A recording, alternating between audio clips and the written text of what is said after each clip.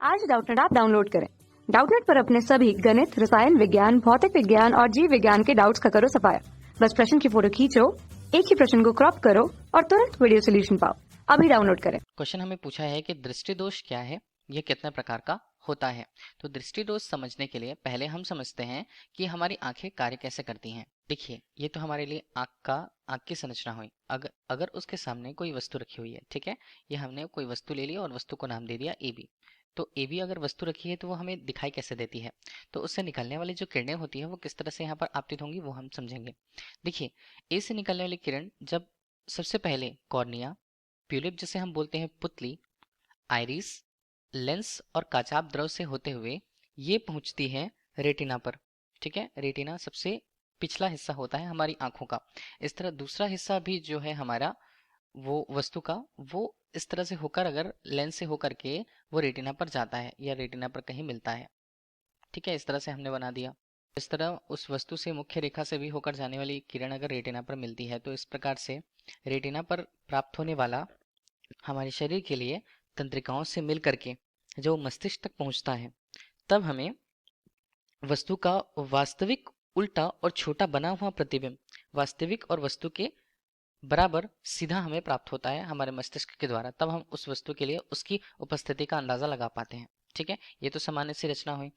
अब अगर हम देखें कि वस्तु हमसे काफी दूर होती है या काफी पास होती है, फिर नेत्र की जो समंजन क्षमता होती है, मतलब उसे बदलने की क्षमता, जैसे विभिन्न दूरियों पर स्थित वस्तुओं को जो प्रतिबिंब हम आसानी से रेटिना पर देख सकते हैं, ये उस नेत्र की समंजन क्षमता को बताता है। मतलब वस्तु हमसे काफी दूर हो, काफी पास हो, तो उसके अनुसार हमारे जो नेत्रिका लेंस होती है वो फोकस दूरी को बढ़ा देती है, कम कर देती है और आकार में एडजस्ट जो करती है, ये नेत्र की समंजन क्षमता को प्रदर्शित करता है। लेकिन अगर हम नेत्र की समंजन क्षमता की बात करें तो उम्र के साथ साथ ये भी प्रभावित होगी कि हमारी आंखों की जो सिलियारी मांसपेशियां हैं वो कमजोर होने, इसके अलावा हमें पास की और यहाँ पर दूर की तथा पास की वस्तुएं नहीं दिखाई देती। पास की वस्तु ना दिखाई देना, ये सब सारे प्रॉब्लम्स जो होते हैं वो मिल करके मानव के नेत्र में दोष उत्पन्न करते हैं, जिसे हम कहते हैं एक साथ दृष्टि दोष। ठीक है, और ये दृष्टि दोष अलग अलग प्रकार के होते हैं। पहले प्रकार की बात करें तो उसे बोलते हैं हम निकट दृष्टि दोष। जहां हम निकट दृष्टि दोष की बात कर रहे हैं तो हमें निकट की वस्तुएं तो दिखती हैं, लेकिन दूर की जो वस्तुएं हैं, दूर की वस्तुएं वो स्पष्ट दिखाई नहीं देती हैं। वस्तुएं दिखाई नहीं देती हैं क्योंकि देखिए, इसका कारण क्या क्या हो सकता है। ये दिखाई नहीं देती कारण हो सकता है, वस्तुएं अगर दूर की हैं तो दूर की वस्तुओं से जो किरणें आती हैं वो हमारे रेटिना पर तो नहीं बन पाती, उनका प्रतिबिंब नहीं बन पाता। इसका कारण ये हो सकता है कि हमारे नेत्र की जो पलक है उसका आकार का बढ़ जाना। दूसरा कारण है कि नेत्र लेंस जो हमारे पास होता है उसकी फोकस दूरी का बढ़ जाना। अब अगर ये निकट दृष्टि दोष हमारे पास होता है या निकट दृष्टि दोष होता है तो उसे कम कैसे किया जा सकता है।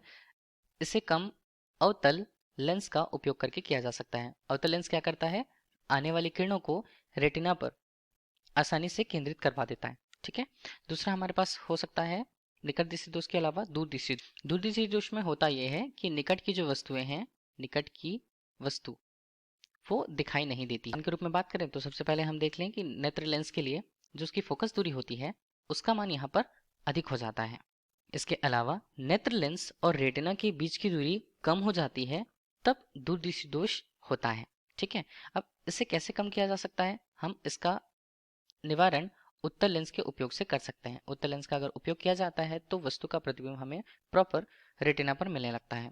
तीसरे दृष्टि दोष की बात तो वो होती है जरा दृष्टि दोष, जिसमें निकट और दूर की, निकट एवं दूर दोनों ओर पर स्थित जो वस्तुएं होती हैं वो दिखाई नहीं देती हैं। इसके कारण की बात करें तो व्यक्ति के वयस्क हो जाने या उसके उम्र के बढ़ जाने के कारण उसकी नेत्र की जो समंजन क्षमता होती है, नेत्र की समंजन क्षमता वो कम हो जाती है। इसके निवारण के लिए द्विफोकसी लेंस का उपयोग किया जाता है, जहां द्विफोकसी लेंस जो होता है वो उत्तल और अवतल लेंस दोनों का कॉम्बिनेशन होता है। ठीक है, या उसका संयोजन हो। इसके अलावा हम बात करें तो लास्ट वाला जो दृष्टि दोष होता है उसे हम बोलते हैं दृष्टि वैषम्य।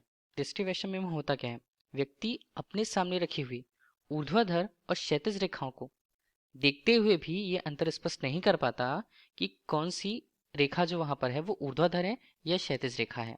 तो इसे हम लिखें तो ऊर्ध्वाधर तथा क्षैतिज रेखाएं नहीं देख पाता या नहीं समझ पाता।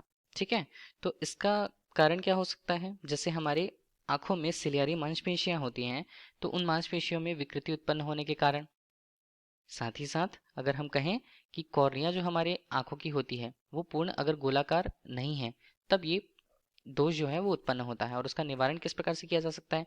इसका निवारण बेलनाकार लेंस का उपयोग करके किया जा सकता है। बेलनाकार लेंस।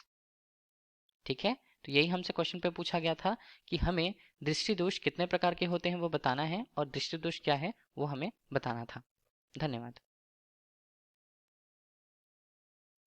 कक्षा 6वीं से 12वीं से लेकर नीट, IIT, JEE वो एडवांस के लेवल तक 1 करोड़ से ज्यादा छात्रों का भरोसा। आज ही डाउनलोड करें डाउटनेट ऐप या व्हाट्सएप करें अपने सारे डाउट्स 8400 400 400 पर।